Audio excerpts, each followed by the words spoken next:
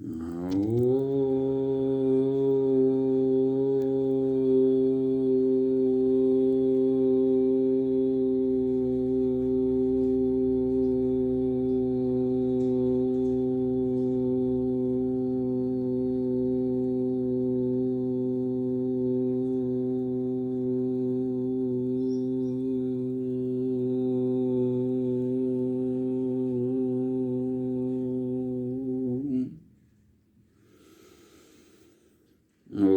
कर्पूरगौरं करुणावतारं संसारसारं भुजगेन्द्रहारं सदा वसन्तं हृदयारविन्दे भवं भवानी सहितं नमामि भवं भवानी सहितं नमामि। रुण्डाले मालाय कपालिकाय कपालमालाय विश्वेश्वराय दिव्याय देहाय दिगंबराय तस्मै नकाराय नमः शिवाय तस्मै नकाराय नमः शिवाय। त्वमेव माता च पिता त्वमेव बन्धुश्च सखा त्वमेव वेद्या द्रवण त्वमेव सर्वं मम देवी देवा त्वमेव सर्वं मम देवी देवा। ओम पीड़ितम सुमरण में करो गौरी पुत्र गणेश पांच देव रक्षा करें ब्रह्मा विष्णु महेश। गुरु रे ब्रह्मा गुरु रे विष्णु गुरु रे देवो महेश्वराय गुरु रे साक्षात परम ब्रह्म तस्मै श्री गुरुवे नमः। स्वर बिन मिले न स्वरस्वती अजि गोरे बिन मिले न ज्ञान कंठ बैठ बन में श्री सुधरु तुम्हारो ध्यान। श्री गोर चरण सरोज रज निज मन मुकुर सुधार वरनौ रघुबर बिमल जसु जो दायक फल चार। बोधहीन तन जान के अज सुमिरऊं पवन कुमार बल बोध विद्या देव मोय हरऊ कलेश विकार। श्री भैरव संकट हरण मंगल करण कृपाल करहु दया निज दास पर निषेधन दीन दयाल। भटकुनाथ श्री भैरव भजु काली के लाल दासन पर प्रभु करो कृपा काशी के कोतवाल। हो हर मेरे स्वामी सदगुरु देव खबर अब लियो देर मत कीजिए धोखे में उमरिया छीजे। दुख को सुख हमने जाना बेसों में फिरे भुलाना। अब कृपा करो भगवान ज्ञान का दान दया कर दीजिए। धोखे में उमरिया छीजे विषयों से हो छुटकारा। सत्संग लगे मोह में से प्यारा। मेरो निर्मल होवे अंग सदा सत्संग प्रेम रस पीजे। धोखे में उमरिया छीजे। तीरथ अनेक कर आया, गिर कानन में बहु छाया। नहीं हुआ आत्म का बोध, किया नहीं शोध शरण में लीजे। धोखे में उमरिया छीजे, कहें जगदेव सिंह पुकार।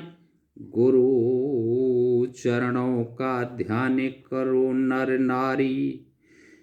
मैं है तरने का ढंग, और सदा सतसंग। अमिम रस पीजे, और धोखे में उमरिया छीजे। बोलो श्री गुरु जी महाराज की जय। बोलो परम पिता परमात्मा की जय। आदरणीय मेरे समस्त भक्तगणों, मेरा हाथ जोड़ के सभी को राम राम। और मैं आपको इस मानव देह के लिए परमात्मा ने ये सुदृढ़ काया हमारे मंदिर रूपी बनाई है, तो मैं आपके लिए कुछ भेज रहा हूँ। बड़े ध्यान से सुने और इसका चिंतन करें कि मेन हमारे मानव की भूमिका क्या है और हम किस लिए आए। हमारा यह उद्देश्य है कि जिस आचरण को करने से मानव का उद्धार होता है, उस पथ को ही चुनना चाहिए। जब मनुष्य धर्म के रास्ते पर चलता है, तब ही वह अपने जीवन में सुख, समृद्धि एवं शांति को प्राप्त कर सकता है। हमारे शास्त्रों में धर्म के 10 लक्षण बताए हैं। धैर्य, क्षमा, मन का संयम, चोरी ना करना, पवित्र इंद्रियों का संयम, शुभ कर्मों से शुद्धि बुद्धि, मन वाणी कर्म में एकता, उत्तम विद्या, आक्रोध। जो मनुष्य प्रभु को जान लेता है, उसके अंदर ये 10 लक्षण स्वतः ही दिखलाई पड़ते हैं। मनुष्य शरीर ही एक पवित्र मंदिर है। यह मंदिर स्वयं परमपिता परमेश्वर ने बनाया है, और अन्य मंदिर मनुष्यों ने ही यहाँ संसार में बनाए हैं। जो मंदिर मनुष्य ने बनाए हैं, उनमें कहीं आपको परमात्मा नहीं मिलेगा। जिस मंदिर को स्वयं परमात्मा ने बनाया है, उसमें ही आपको परमात्मा मिलेगा, परंतु प्रेम भाव से ही मिलेगा। परमेश्वर आपके हृदय में ही प्रकट हो जाएंगे। सुख शांति प्रदान करने वाले प्रभु इस मंदिर रूपी शरीर द्वार ही प्राप्त किए जा सकते हैं। रामचरित मानस में भी बाबा तुलसीदास जी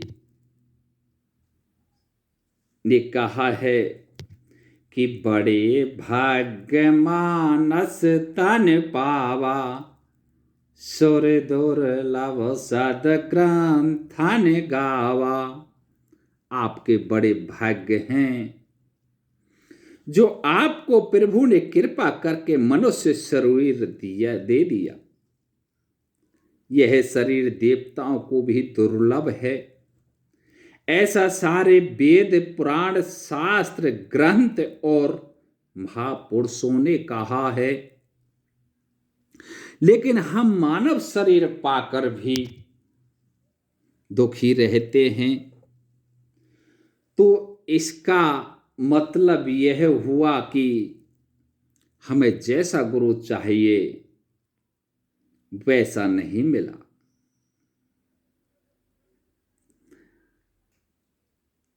या फिर हम उनके कहे अनुसार नहीं चलते।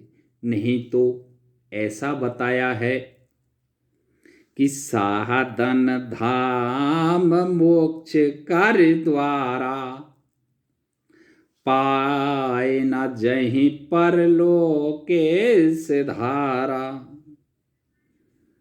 पाए न जहीं परलोके समारा।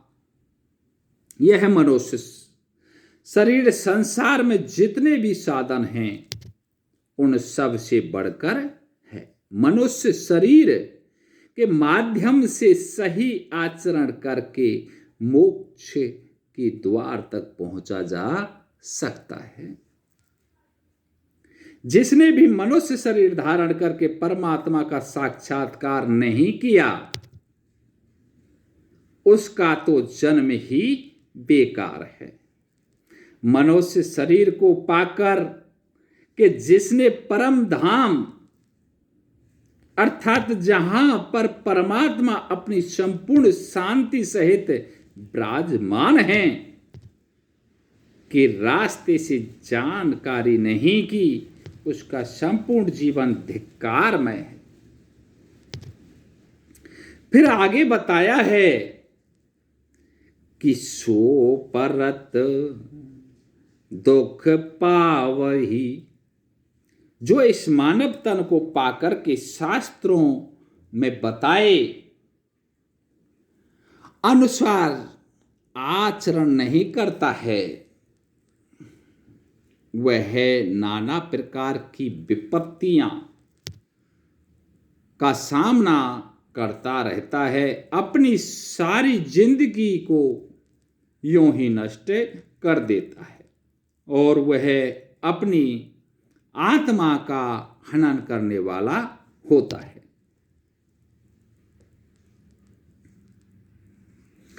इसलिए निवेदन है कि प्रभु के बताए हुए रास्ते को ही चलें। यदि आपको इस लोक में सुख शांति प्राप्ति करनी है और परलोक बनाना है तो इस मार्ग को अपनाएं।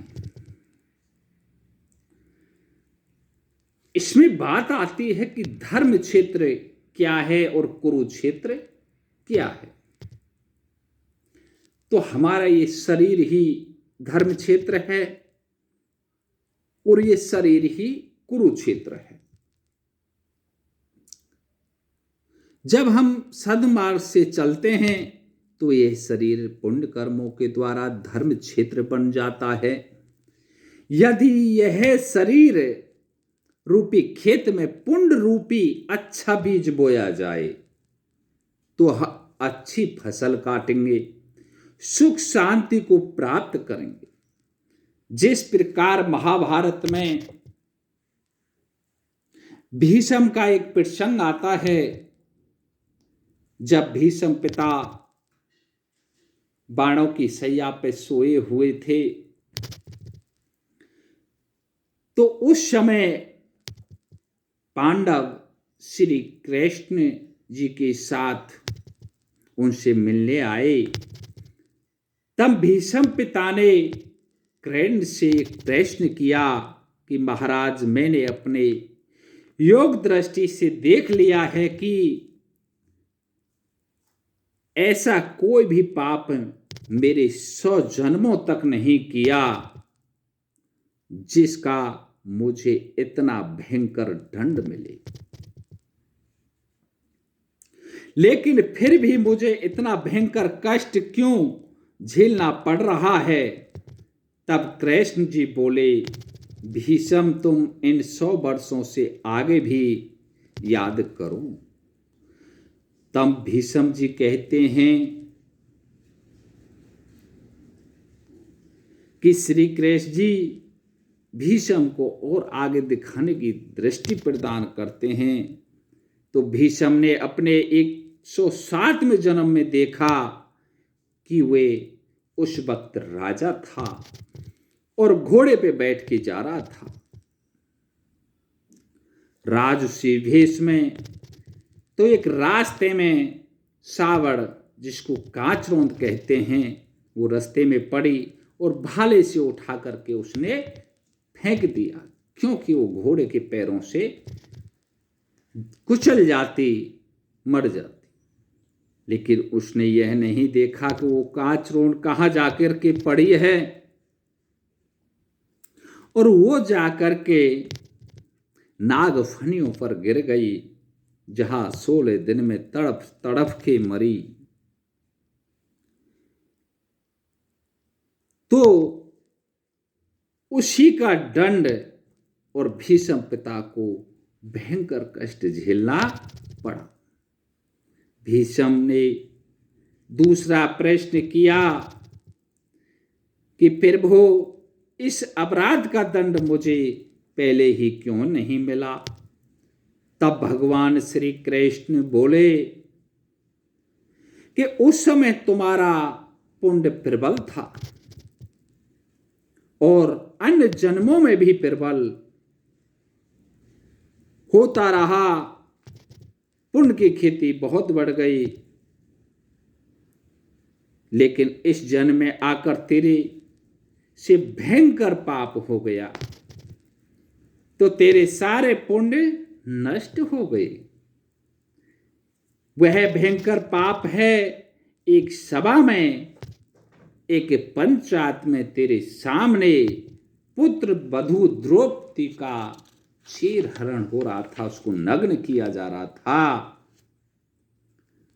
और तुम बगैर कोई विरोध करे सिर्फ देखते रहे।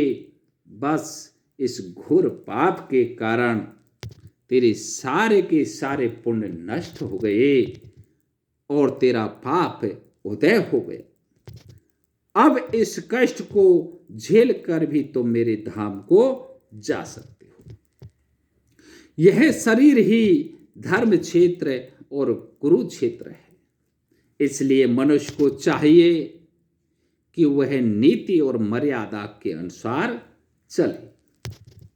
लेकिन कहाँ जानते हुए भी मानव भूल रहा है। अब हम चलते हैं रामचरित की ओर। रामचरितमानस का फर्स्ट एक बाल कांड है। तो परमात्मा ने अपने बालापन का,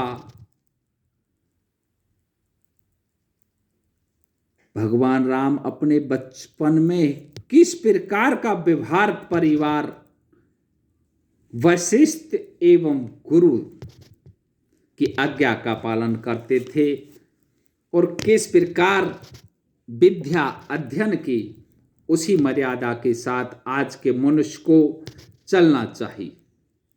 अब हमें समझना होगा कि हमारे शरीर में राम अवतार कैसे हो, और गुरु वशिष्ठ ने सोच समझकर राम नाम क्यों रखा। हर प्राणी में जो शक्ति काम करती है, रमण करती है, उसी को राम कहा गया है। अगर राम ही नहीं रहेगा तो ये शरीर कोई काम का नहीं। तो पेश भरण पोषण कर जोई, ताकर नाम भरत अस होई। दूसरा नाम रखा है भरत। तो हम देखते हैं कि विश्व का भरण पोषण भरत ने कभी नहीं किया। इससे तो कुछ और ही रहस्य छिपा हुआ है। यानी भूख दो प्रकार की होती है, एक शरीर की और दूसरी जीव आत्मा की भूख। अब हमको यहां पर गौर करना होगा कि जाते नहीं लगे है क्षुधा पिपासा। यानी जिस प्रकार का भाव भरत जी के अंदर था, सब राजपाट को छोड़कर श्री राम जी की शरणन में चले गए, उनको मनाने के लिए जंगल में जाते हैं। भरत जी जैसा ही भाव आपको बनाना होगा। यदि आपको प्रभु की प्राप्ति करनी है, विश्व में उपस्थित वह जीव आत्मा जो भरत जैसा भाव बनाकर अपने प्रियतम को प्राप्त करती है, वह फिर कभी भी अतृप्त नहीं रहती। दूसरा नाम रखा कि जाहा के सुमरण तेरे पुनासा, नाम शत्रुघ्न वेद प्रकाशा। अब वशिष्ठ जी शत्रुघ्न का नामकरण करते हैं। अब हमें देखना होगा कि शत्रुघ्न के सुमरण से शत्रुओं का नाश नहीं होगा। शत्रु कौन है जिनका हमें नाश करना है? शत्रु हैं काम, क्रोध, मद, मोह, लोभ, अहंकार इत्यादि। सांसारिक शत्रुओं को छोड़कर शरीर में बैठे इन शत्रुओं का हमें विनाश करना है। इन शत्रुओं को नाश कैसे होगा, यह बात जरा विचारणीय है कि इनका नाश कैसे हो। तो चौपाई का हमें भावार्थ करना है कि जाके सुमरण शेर पुनासा, अर्थात उस परमपिता परमेश्वर के सुमरण से ही शत्रु सांसारिक शरीर का नाश हो जाएगा। दूसरा नाम लक्ष्मण, कि लक्ष्मण धाम राम प्रिय, सकल जगत आधार, गुरु वशिष्ठ तें राखा, लक्ष्मण नाम उदार।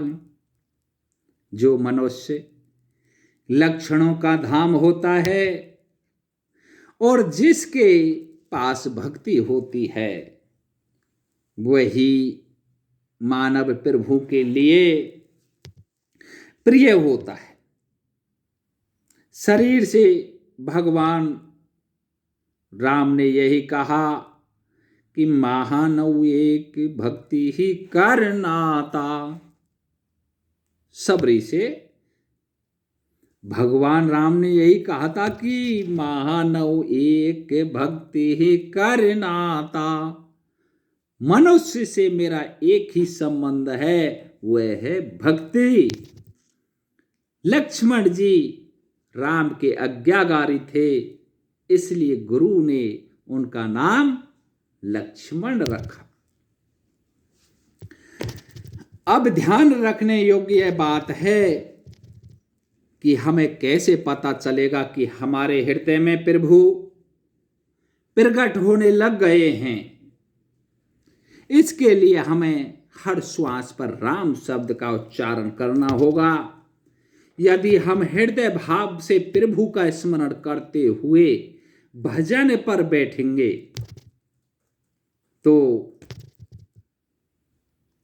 हमारी आंखों से प्रेम आंसू धारा बहने लगेगी,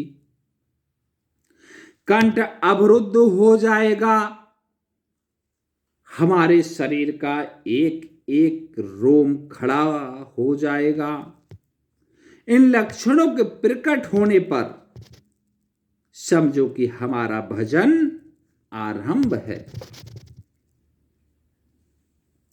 यदि अंग स्पंद हो तो समझो कि प्रभु ने हमारी भक्ति स्वीकार कर ली है। भक्ति मान होने पर प्रभु स्वप्न में भूतकाल, वर्तमान काल या भविष्य काल के बारे में बताएंगे, परंतु यह तभी संभव है जब आप प्रभु की भक्ति अनन्य भाव से करेंगे। यदि आप प्रभु की भक्ति करेंगे तो आपका समय अच्छा व्यतीत होगा। इसलिए आपको प्रभु हृदय रूपी सिंहासन पर विराजमान करने होंगे।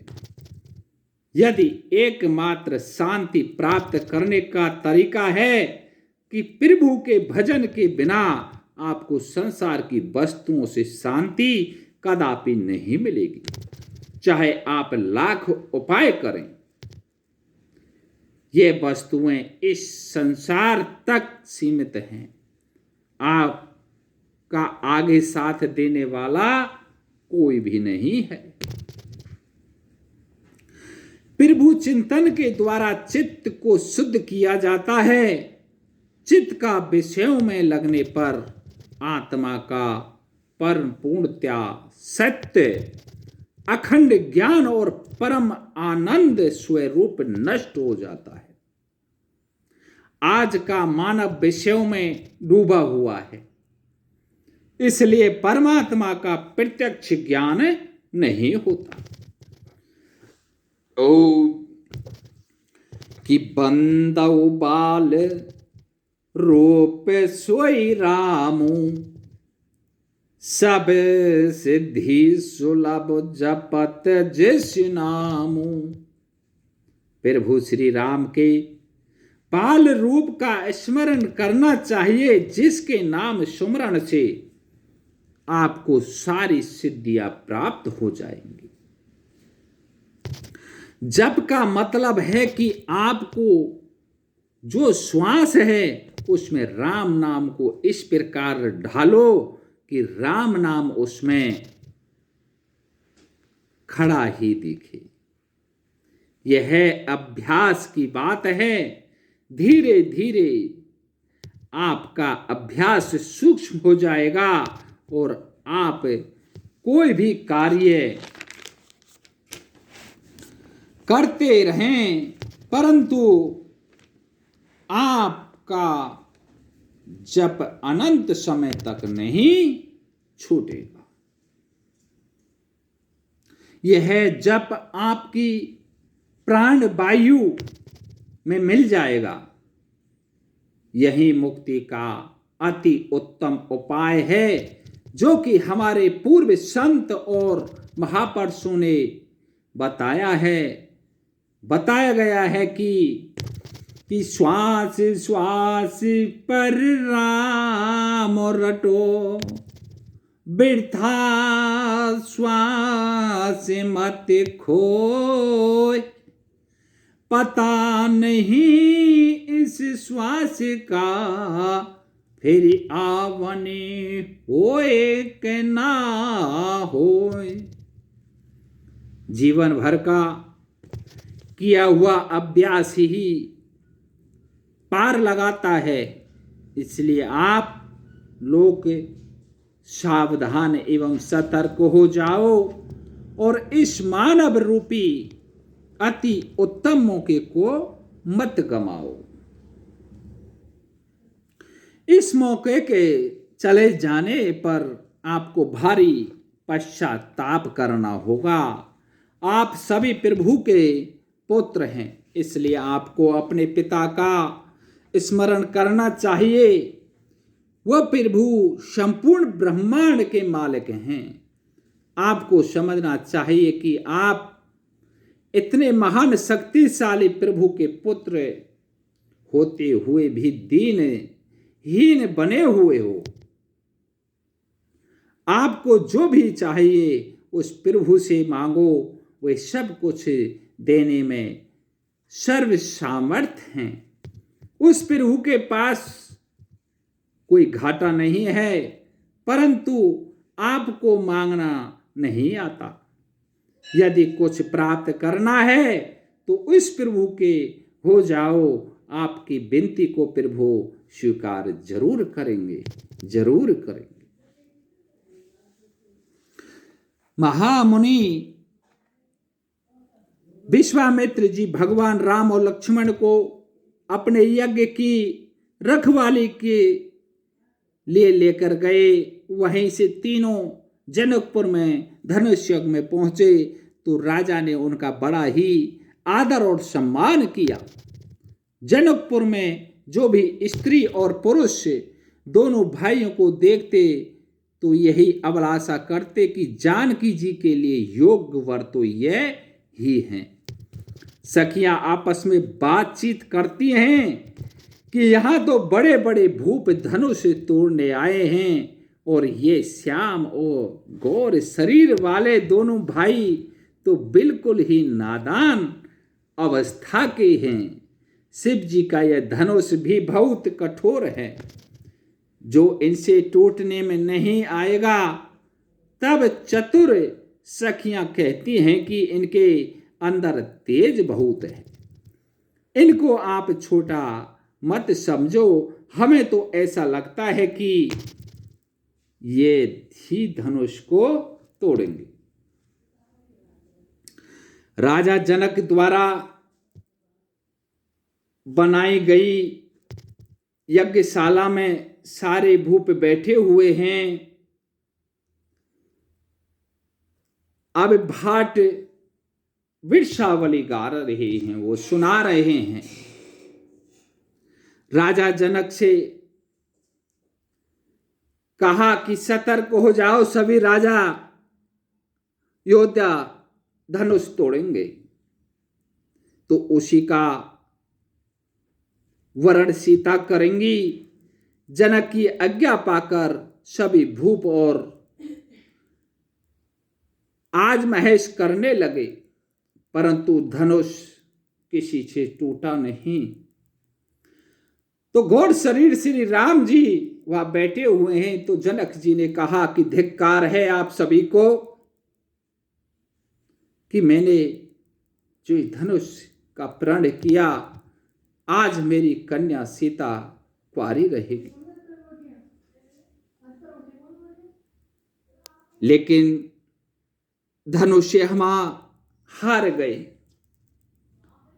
तो ऐसी कुछ कटाक्ष बातें जब जनक जी ने कहा तो लक्ष्मण जी को बड़ा क्रोध आ गया और तुरंत खड़े हो गए। तो हुआ क्या, भगवान राम बहुत शील प्रवृत्ति के थे। उन्होंने इशारा दिया कि लक्ष्मण भैया रुको, आप बैठ जाइए। इशारा गुरु ने दिया तो राम खड़े हुए और धनुष के पास पहुंच गए। उसी टाइम पल में धनुष को उठाया और मन ही मन सीता से बतराए, कहा कि मन ही मन प्राणाम गुरु ना कीना, अत लादव उठाया धनु लीना। मन ही मन प्रणाम करके गुरु से वंदना की, शंकर भगवान का सुमरण किया और क्षण भर में धनुष को उठाया और हाथ लगाते ही धनुष टूट गया। वहां योग था कि सीता जी ने उन्हीं को वरमाला पहनाई।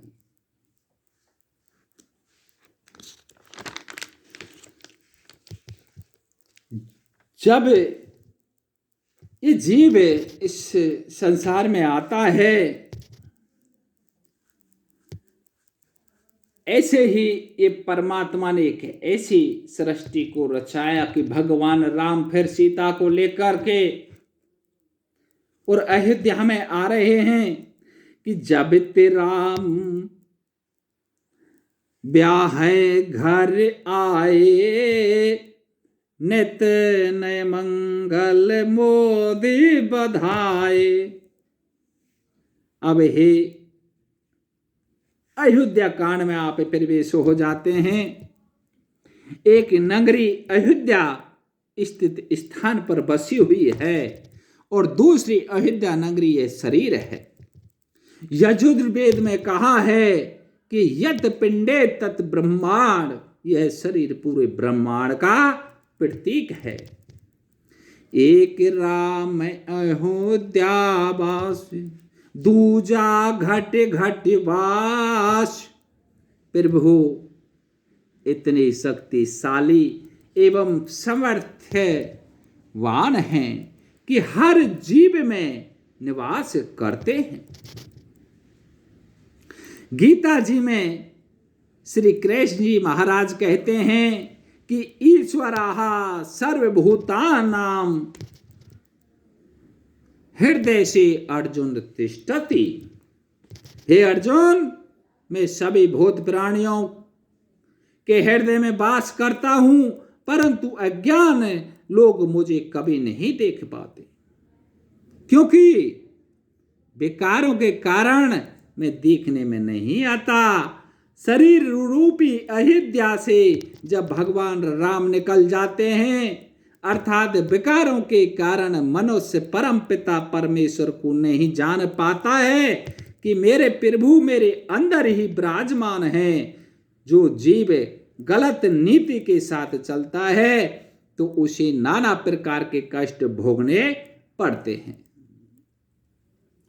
जिस प्रकार अयोध्यापुरी से भगवान राम के चले जाने पर अयोध्यावासी दुखी एवं दीनहीन हो गए थे, स्वयं भगवान राम ने कभी नीति का विरोध नहीं किया, क्योंकि भगवान ही नीति का विरोध करेंगे तो आम आदमी का क्या होगा। परंतु आज का मानव इतना अंधा हो गया है कि वह बिल्कुल विचार नहीं करता कि हमारे धरोहर रूप में रामायण गीता वेद शास्त्र क्या संकेत कर रहे हैं। जो लोग अपने हृदय रूपी सिंहासन पर प्रभु को विराजमान रखते हैं, इन लोगों के कार्यों को परमपिता परमेश्वर अपने हाथों से संभाल लेते हैं। प्रभु ने कहा है कि जो अपराध भगत कार्य करहि, राम रोष पावक सो पारहि।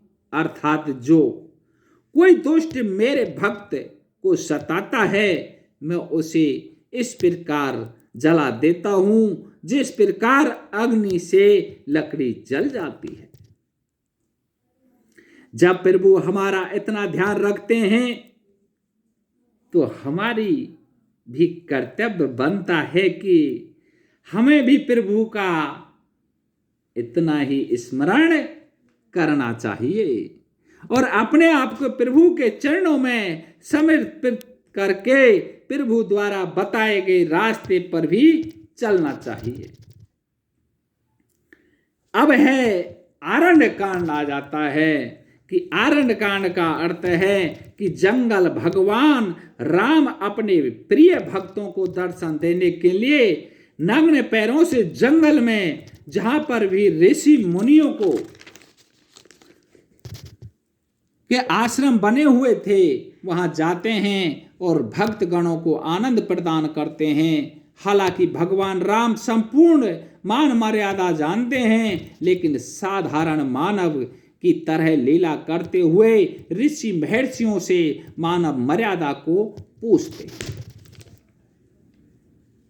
तो परमात्मा का तो बहुत विचित्र खेल है, लेकिन सबसे मैं तो यही कहूंगा कि इस मंदिर को पहचानो मेरे प्यारे भाइयों, कि बहुत ही थोड़ी रही और यही बीती जाए। अरे मूर्ख फिर पछताएगा कि अब तो सारा जीवन निकल गया मेरे हाथ से, अब क्या करूं। तो उस मौके को मत गमाइए, आप लग जाइए प्रभु के चरणों में। अरे मैं तो सबसे ये कहता हूं कि कितना भी आप हाय हाय कर लें, कुछ हो सकता है। अरे करेगा तो वो प्रभु। करने वाला वह है। आप समर्पण होकर के तो देखिए प्रभु के चरणों में, उस परम पिता परमात्मा के चरणों में समर्पण होके तो देखो कौन सा कार्य आपका रुकता है। लेकिन अपने हृदय को साफ कर लो। परमात्मा कहते हैं कि निर्मल मन जन सो मोय पावा, मोय कपट छल छेद्र न भावा। कि निर्मल मन होना चाहिए, छल कपट छंद द्वेष भावनाओं को आप मिटा दीजिए, हटा दीजिए, निर्मल मन कर लीजिए। सबके लिए एक ही भाव रखो, मत किसी को दुश्मन बनाओ, मत किसी को इतना घनिष्ठ बनाओ जो आप मोह में फंस जाए। करना है तो उस प्रभु से प्यार करिए, प्रेम करिए, उसको मत भूलिए, हमेशा उसका संग करिए कि मेरे प्रभु मेरे साथ हैं, उनसे चर्चा करिए तो कृपा तो उसकी हो जाएगी। कि बिन सतसंग विवेक न होई, राम कृपा बिन सुलभ न सोई। कृपा तो प्रभु राम की होगी, तभी तो आप उस सत्संग को पाएंगे और उस सद्बुद्धि को पाएंगे। तो कर्म वो करिए जो परमात्मा आपकी तरफ आए। प्रभु ने कहा है कि मेरी तरफ एक कदम आए तो मैं 10 कदम आऊंगा।